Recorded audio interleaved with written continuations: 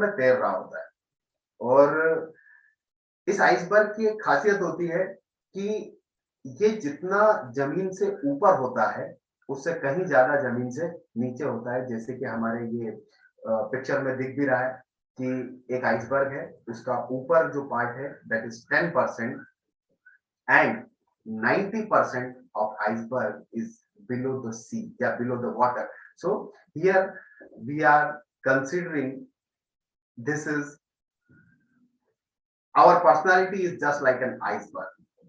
यहाँ पर हम अगर बात करें एक पर्सनालिटी की, तो हमारी पर्सनालिटी जो है वो एक आइसबर्ग की तरह है, जिसमें से 90% part is hidden and only 10% part is what other can see, जो कि दूसरे लोग देख पाते हैं, या जो दूसरे लोगों का सबकॉन्शियस माइंड को हिट करता है, या जो रीड करते हैं, दैट इज ओनली 10%। मगर जो उसका बेसिस है, जो उसका एक्चुअल है, दैट इज 90%, या वो 90% पार्ट जो कि उस पर्सनैलिटी को बनाता है, वो 90% पार्ट जो है वो दिखाई ही नहीं देता, या आप उसको नहीं देख पाते। इसके अंदर मेरे को यहाँ पर एक अपन ने क्वेश्चन भी डाला हुआ था, how much do you see of an iceberg? So the answer is 10%, only the 10% part you can see of an iceberg. Now इसमें मैंने एक कोड डाला हुआ है, attitude is the key. Now what is the meaning of attitude? कोई बता सकता है मुझे what is the meaning of attitude?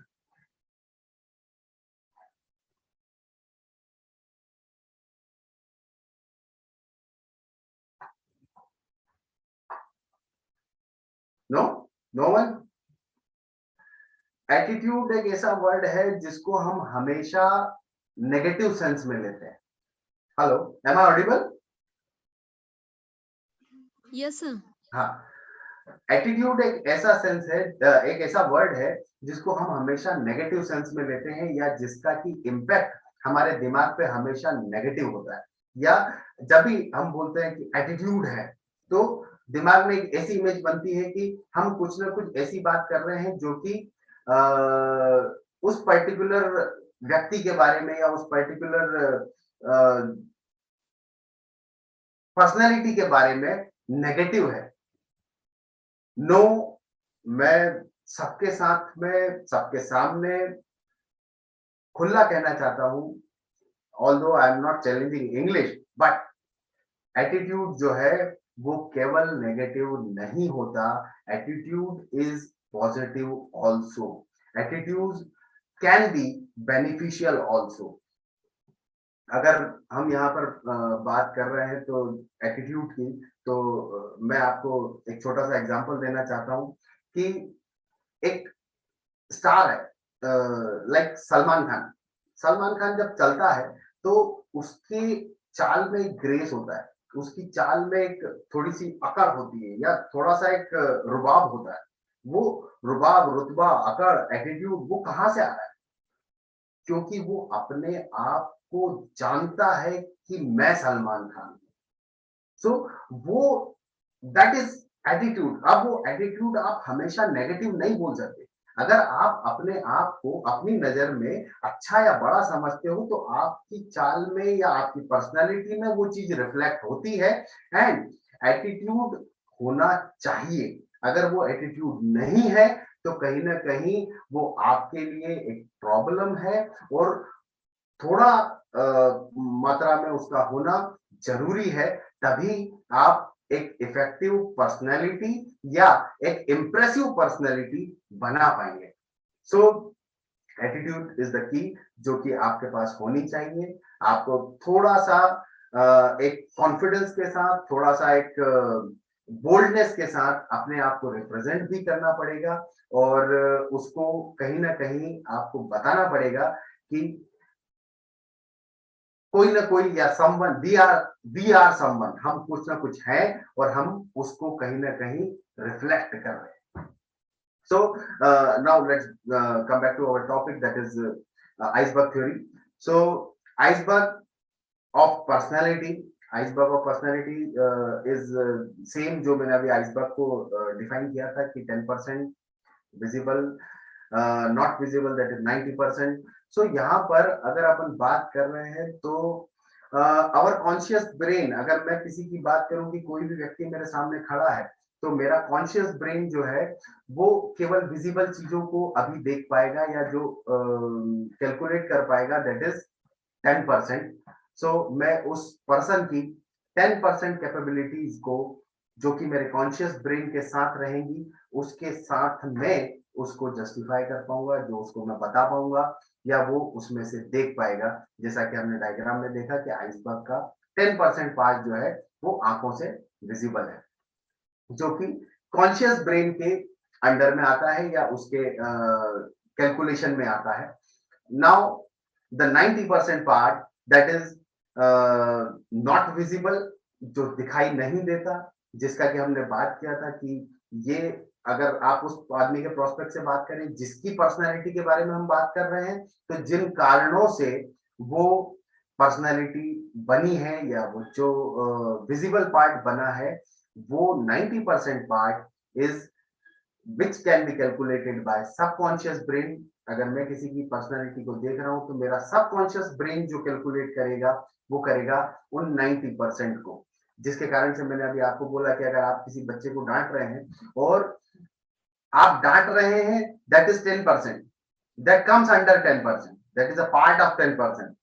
लेकिन आप क्यों डांट रहे हैं, that comes under 90%, that can be calculated by the subconscious mind of the student कि इस टीचर ने मुझे क्यों डांटा था या ये क्यों डांट रहा है, कि कहीं ना कहीं उसका दिमाग रीड कर रहा है और करेगा, और वो आपको आज, कल, परसों उस चीज के लिए गिल्ट महसूस भी करेगा और आपको शो भी करेगा कि डेफिनेटली ये मेरे बेनिफिट के लिए ही था या हो। सो तो अगर अपन बात करें कि विजिबल पार्ट जो है, कॉन्शियस ब्रेन जो है, जो 10% पार्ट है, तो 10% part is made up of two things, that is knowledge and skills. What are, what is knowledge and what are skills? Knowledge हमारा, जो भी हमने आज तक पढ़ा, सीखा, समझा, उसके बेसिस पे हमने जो बिल्ड किया, that is our knowledge. My either ये हमारी किताबी ज्ञान से हो सकता है, ये हमारे सराउंडिंग से हो सकता है, ये हमारे अपब्रिंगिंग से हो सकता है, that is all about knowledge, कि ये हमने कलेक्ट किया। स्किल्स, स्किल्स वो खूबियां हैं या वो काबिलियत है जो हमने उस नॉलेज के कारण जनरेट की है। अगर मैं एक बहुत अच्छा क्रीम बनाता हूँ, पेस्ट बनाता हूँ, ऑइंटमेंट बनाता हूँ या टैबलेट बनाता हूँ, कैप्सूल बनाता हूँ, तो दैट आर स्किल्स। मैं कोई मशीन बहुत अच्छी चलाता हूँ, मैं गाड़ी बहुत अच्छी चलाता हूँ, दैट इज स्किल।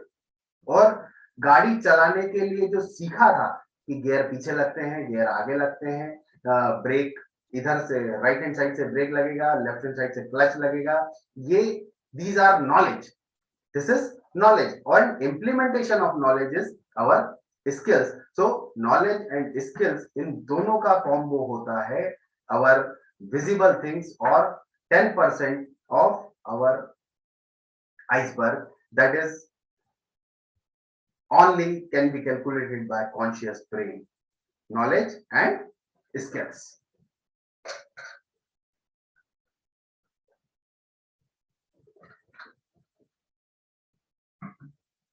Now, अगर हम बात करें not visible या 90% part of iceberg, that is because of values, self-image, traits and motives. ये वो सारी चीजें हैं जो कि उन 90% को बनाती हैं या जिनके कारण हमारा 90% ये उस 90% का पार्ट है या जिसके कारण वो 90% होता है, और ये 90% में बेस्ड होता है हमारा 10% या रिफ्लेक्शन। सो ये दिखता नहीं है लेकिन कैलकुलेट होता है। सो जब भी हम देख रहे हैं वैल्यूज को, हम सभी जानते हैं कि वैल्यूज क्या होती हैं।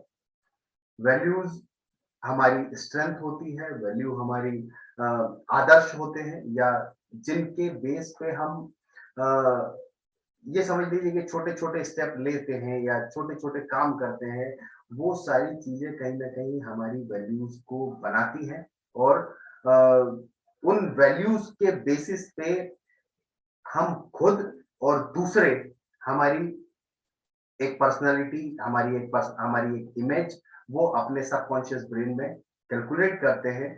आप खुद अगर थोड़ा-सा गंभीरता से विचार करेंगे तो आपको समझ में आएगा कि बहुत छोटी-छोटी सी चीज़ें हैं, जिनके बेस पर आप भी लोगों की इमेज बनाते हैं। सपोज़ अगर मैं एक आदमी के साथ बैठा हूँ और अ, उसको कहीं किसी के पास में 5 का नोट या 10 का नोट पड़ा हुआ दिखता है और वो धीरे से उठा लेता है, और ये मैंने देखा हुआ है, तो मैं उस आदमी की लॉयल्टी पे हमेशा शंका करूँगा, या मैं ऐसा कहीं न कहीं दिमाग में पर्सपेक्टिव बना लूँगा कि ये आदमी कहीं भी लॉयल नहीं है।